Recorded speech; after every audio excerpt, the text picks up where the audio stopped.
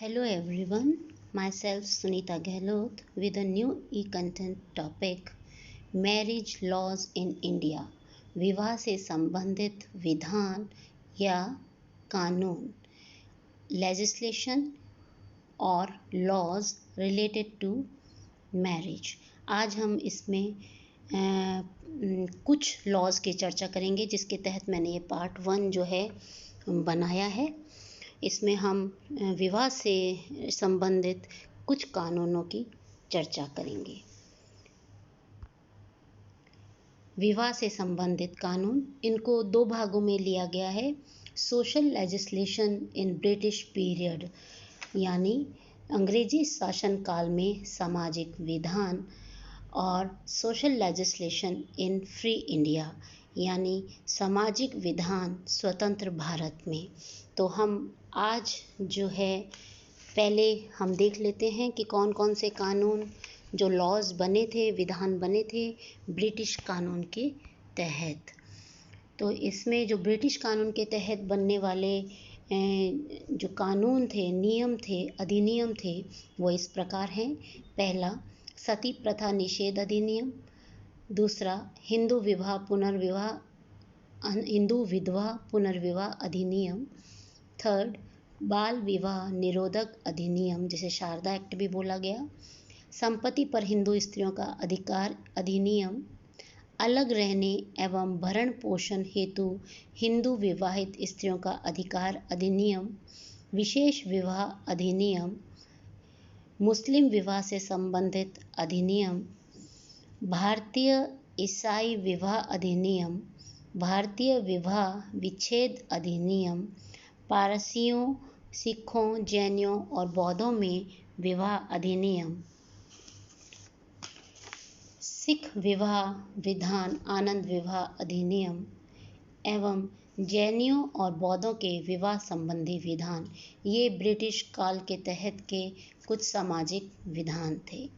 फिर है इसमें social legislation in free India, स्वतंत्र भारत में सामाजिक जो विधान थे, जो लॉज थे, जो कानून थे, वो दो तरह के हैं। विशेष विवाह अधिनियम एवं हिंदू विवाह अधिनियम तथा विवाह विच्छेद अधिनियम।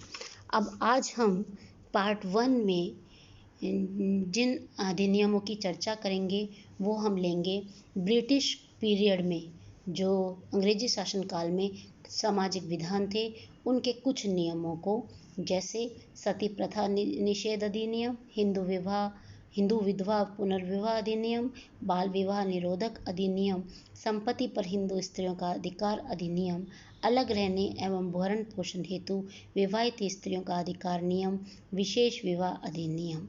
अब हम एक एक कर इनकी चर्चा कर लेते हैं। पहला है सती प्रथा। पहले हम यही जान लेते हैं कि सामाजिक विधान जो वर्ड है उसका क्या अर्थ है। सामाजिक विधान का अर्थ राज्य द्वारा पारित उस कानूनों से है जिनका उद्देश्य समाज में व्याप्त समस्याओं का समाधान करना है। सामाजिक विधान सामाजिक कुरीतियों को समाप्त करने तथा समाज सुधार एवं कल्याण के द्वारा सामाजिक विघटन को रोकने के लिए निर्मित किए जाते हैं। मानव को नियमित एवं नियंत्रित करने के लिए प्रत्येक समाज में कुछ न कुछ आदर्श नियम जैसे जनरीतियाँ, प्रथाएं, रूढ़ियाँ और कानून पाए जाते हैं। ज्यों-ज्यों एक समाज परंपरा से आधुनिकता की ओर बढ़ता है, त्यों-त्यों उसमें शहरीकरण, औद्योगिकरण, धर्मनिरपेक्ष मूल्य, जन कल्याण की भावना और जटिलता बढ़ती जाती है और उसमें कानूनों और समाजों के सामाजिक विधानों का महत्व बढ़ता जाता है। तो ये तो था कि विधान है क्या। अब हम विधान ले लेते हैं। सती प्रथा एवं बाल विवाह को रोकने, विवाह से संबंधित कुछ परंपरागत निषेधों को दूर करने हेतु, एक विवाह के आदर्श को प्रतिपादित करने एवं हिंदू स्त्रियों को कुछ अधिकार प्रदान करने हेतु कुछ अधिनियम अंग्रेजी शासनकाल में पारित किए गए। उनमें पहला था सती प्रथा निषेध अधिनियम 1829। 1829 के पूर्व भारत में सती प्रथा का प्रचलन था। समाज द्वारा स्त्री को उसके मृत पति के साथ चिता में जलने के लिए प्रेरित किया जाता था। धार्मिक दृष्टि से पवित्रता को बनाए रखने के लिए ऐसा उचित माना जाता था। विधवा स्त्रियों को यह लालच दिया जाता था कि सती स्त्री सीधे स्वर्ग में जाती है। समाज ने सती प्रथा को धर्म संगत ठहराया और इसका सहारा लिया। जो विधवाएं सती नहीं होना चाहती थी, उन्हें भी जिंदा चिता में जलने के लिए बाध्य किया जाता था। चिता के चारों ओर ढोल, नगाड़े, शंख आदि बजते थे। लोग चारों ओर लंबे लंबे बांस, भाले आदि के लिए भी खड़े रहते थे, जिससे कि विधवा अगर चिता से उठकर भागे तो उसे रोका जा सके और न ही उसकी करुणा चीत्कार कोई सुन सके। इस अमानवीय कृत्य के विरोध में राजा राम मोहन राय ने आंदोलन प्रारंभ किया। उन्होंने धर्मशास्त्रों का अध्ययन करके बताया कि वेदों एवं मनुस्मृति में विधवाओं के सती होने की कहीं कोई व्यवस्था नहीं है। उनके आंदोलन का लोगों पर इतना प्रभाव पड़ा कि 1818 में सती होने वाली स्त्रियों की संख्या 839 से घटकर 1819 में 463 रह गई। जब अंग्रेजी शासक लॉर्ड विलियम बेंटिक ने देखा कि सती प्रथा के विरोध में काफ़ी जनमत तैयार हो गया है, तो उन्होंने अंत में 1829 में सती प्रथा निषेध अधिनियम पारित कर दिया। इस अधिनियम के अनुसार किसी भी विधवा को सती होने के लिए बाध्य करना और किसी भी रूप में ऐसा करने में सहायता देना दंडनीय अपराध घोषित कर दिया गया। आज के समय में यह कुप्रथा लगभग समाप्त हो गई है। फिर भी अभी 15 साल पहले, 20 साल पहले यह एक बार फिर सामने आई थी, जब एक 19 साल की राजपूत कन्या को सती कर दिया गया था जबरन, जब तक कि वहाँ पे पुलिस या कुछ पहुँची। लेकिन आज यह कुप्रथा, उसका बहुत विरोध हुआ, सजा हुई और आज ये जो है पूरी तरह से दंडनीय है और यह समाप्त हो गई है। और आज जनमत जो है पूर्णतः इसके विरुद्ध है, जो कि आज के समाज के लिए एक बहुत अच्छी बात है। दूसरा आता है हिंदू विधवा पुनर्विवाह अधिनियम, जो 1856 में पारित हुआ। 1829 में सती प्रथा निषेध अधिनियम पारित करने के बाद भी विधवाओं की स्थिति दयनीय होती चली गई। वस्तुतः विधवा पुनर्विवाह पर निषेध ब्रिटिश हुकूमत के समय अपनी चरम सीमा तक पहुंच चुका था। ब्रिटिश शासनकाल में राजा राम मोहन राय, विद्यासागर आदि समाज सुधारकों और आर्य समाज तथा ब्रह्म समाज जैसे सुधार आंदोलनों के प्रयत्नों से सरकार का ध्यान विधवा विवाह की समस्या की ओर आकर्षित हुआ। यह मांग की गई कि विधवाओं को पुनर्विवाह का अधिकार प्रदान किया जाए। फलस्वरूप सरकार ने हिंदू विधवा पुनर्विवाह अधिनियम 1856 पारित किया, जिसके द्वारा विधवाओं तथा उनके माता पिता को विधवा पुनर्विवाह संबंधी अधिकार प्रदान किए गए। तो यह भी एक बहुत अच्छी पहल रही और यह कानून भी हमारे अंग्रेजी शासनकाल में ही पारित किया गया, जो आज भी मान्य है। उपरोक्त अधिनियम पारित होने के बाद 1856 में ही पहला पुनर्विवाह कलकत्ता में संपन्न हुआ। ईश्वर चंद्र विद्यासागर ने स्वयं अपने पुत्र का विवाह एक विधवा के साथ किया। जगह जगह विधवाओं के लिए आश्रम खुलने लगे और उनके पुनर्विवाह को प्रोत्साहित करने के लिए विधवा पुनर्विवाह समितियां गठित की गई। और आज के समय में ये जो पुनर्विवाह है, ये समाज में इसको मान्यता प्राप्त हो गई है। अब आता है बाल विवाह निरोधक अधिनियम 1929। भारत में बाल विधवाओं की काफ़ी संख्या होने का एक प्रमुख कारण यह था कि 4-5 वर्ष की आयु के लड़के लड़कियों का विवाह कर दिया जाता था। बाल विवाह से उत्पन्न व्यक्तिगत और सामाजिक दुष्परिणामों से भारत का प्रगतिशील और समाज सुधारक वर्ग बड़ा दुखित था। इस सामाजिक कुरीति की ओर सरकार का ध्यान आकर्षित करने का श्रेय राजा राम मोहन राय और ईश्वर चंद्र विद्यासागर को है। ब्रह्म समाज और आर्य समाज के नेताओं के प्रयत्नों से 1860 में सबसे पहले बाल विवाह निरोधक पहला अधिनियम पास हुआ, जिसमें यह व्यवस्था की गई थी कि विवाह के समय कन्या की आयु कम से कम 10 वर्ष होनी चाहिए। 1891 में पारित एक अन्य अधिनियम द्वारा विवाह की इस आयु सीमा को बढ़ाकर 12 वर्ष कर दिया गया। बाल विवाह के विरुद्ध प्रयत्न जारी रहे और इस संबंध में एक महत्वपूर्ण अधिनियम राय हरविलास शारदा की सिफारिशों के फलस्वरूप 1929 में पास हुआ। इसी को बाल विवाह निरोधक अधिनियम 1929 या शारदा एक्ट भी कहते हैं। यह अधिनियम संपूर्ण भारत में 1 अप्रैल 1930 से लागू कर दिया गया और इस कानून के तहत ही जो विवाह है जो है उसको अवैध माना जाने लगा और इस अधिनियम को तत्परता से लागू किया गया। अधिनियम की धाराओं से स्पष्ट है कि अधिनियम के अंतर्गत बाल विवाह करने वालों को दंडित करना बहुत कठिन था, इसलिए अधिनियम व्यवहार में सफल नहीं हो सका और कालांतर में बाल विवाह के प्रचलन में जो कमी आई वह बहुत कुछ सामाजिक आदर्श प्रतिमानों में परिवर्तन आने से ही हो पाई। शिक्षा और सामाजिक जागरूकता के प्रसार के साथ बाल विवाह की संख्या घट रही है, फिर भी यह आज भी एक चौंका देने वाली बुराई के रूप में विद्यमान है। कुछ गांवों में, कुछ जातियों में यह प्रचलित है, विशेषकर राजस्थान में, लेकिन शिक्षा और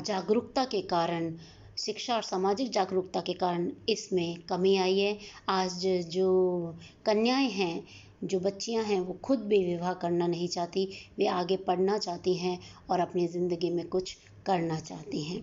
इसलिए ये बाल विवाह जो निरोधक अधिनियम है अब चेतना के रूप में देखा जा रहा है। नेक्स्ट आता है संपत्ति पर हिंदू स्त्रियों का अधिकार अधिनियम।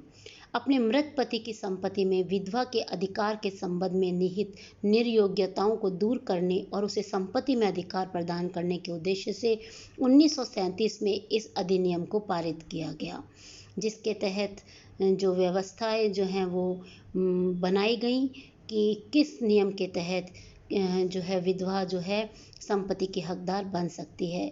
यदि बिना वसीयत किए ही किसी व्यक्ति की मृत्यु हो जाती है तो उसकी विधवा स्त्री को संपत्ति में पुत्र के बराबर अधिकार प्राप्त होगा।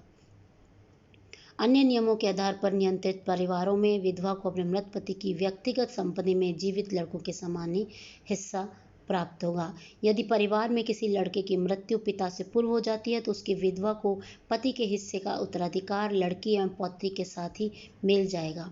इन धाराओं से स्पष्ट है कि विधवा को उस अधिनियम द्वारा संपत्ति से संबंधित आंशिक अधिकार प्रदान किए गए थे।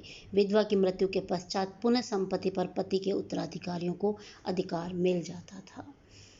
फिर आता है अलग रहने एवं भरण पोषण हेतु हिंदू विवाहित स्त्रियों का अधिकार नियम 1946। हिंदू स्त्रियों को तलाक संबंधी कानूनी अधिकार प्राप्त न होने पर भी 1946 में कुछ विशेष परिस्थितियों में अपने पति से पृथक रहने एवं पति से अपने भरण पोषण हेतु कुछ राशि प्राप्त करने का अधिकार मिला हुआ है। ये परिस्थितियां निम्नानुसार है। पहला, जैसे यदि पति किसी ऐसे घृणित रोग से पीड़ित हो जो पति के संपर्क से न हुआ हो, पति के अत्याचारपूर्ण बर्ताव के कारण पत्नी उसके साथ रहना खतरनाक समझती हो, पति ने अपनी पत्नी को छोड़ दिया हो, पति के द्वारा दूसरा विवाह कर लिया गया हो, पति ने अपना धर्म छोड़कर अन्य धर्म ग्रहण कर लिया हो, पति का किसी अन्य स्त्री के साथ संबंध हो, पति से सजग रहने की राजआज्ञा मिलने पर अदालत को यह अधिकार होगा कि पति की आय एवं स्थिति को ध्यान में रखकर वह स्त्री को उनके भरण पोषण के लिए उचित राशि दिलवाए। तो ये थे कुछ नियम जिसके अधिकार स्वरूप अलग रहने एवं भरण पोषण हेतु विवाहित स्त्रियां अपना मांग जो है रख सकती हैं। वो इस कानून के तहत उन्हें यह अधिकार दिया जाता है। नेक्स्ट आता है विशेष विवाह अधिनियम 1872 एवं 1932 स्पेशल मैरिज एक्ट। इस अधिनियम का उद्देश्य हिंदू, मुसलमान, ईसाई और विभिन्न धर्मावलंबियों के बीच विवाह की व्यवस्था करना है। दूसरे शब्दों में यह अधिनियम अंतरजातीय विवाह की वैधानिक अड़चनों को दूर करता है। 1872 में पारित विशेष अधिनियम द्वारा उन सब व्यक्तियों को परस्पर विवाह संबंध स्थापित करने की आज्ञा दी गई जो किसी भी धर्म को नहीं मानते हैं। अधिनियम के अनुसार विवाह करने वालों को यह घोषणा करनी पड़ती थी कि वे हिंदू, मुसलमान, ईसाई, पारसी, जैन, बौद्ध, सिख आदि किसी भी धर्म को नहीं मानते। 1932 में इसी अधिनियम में संशोधन करके विभिन्न जातियों के व्यक्तियों को परस्पर विवाह करने की अनुमति और तलाक का अधिकार भी प्रदान किया गया और यह जो नियम है विशेष विवाह अधिनियम आज भी हमारे देश में लागू है। तो ये थे कुछ नियम जो पार्ट 1 के तहत इस ई कंटेंट में लिए गए थे। जो नेक्स्ट ई कंटेंट होगा उसमें पार्ट 2 के तहत अंग्रेजी शासनकाल के ही शेष जो नियम हैं उन पर चर्चा करेंगे एवं साथ ही जो स्वतंत्र भारत के जो नियम हैं उन पर भी चर्चा आगे के ई कंटेंट्स में की जाएगी। आशा करती हूँ आज के जो नियम बताए गए थे उनको आपने अच्छे से जाना और समझा होगा। धन्यवाद।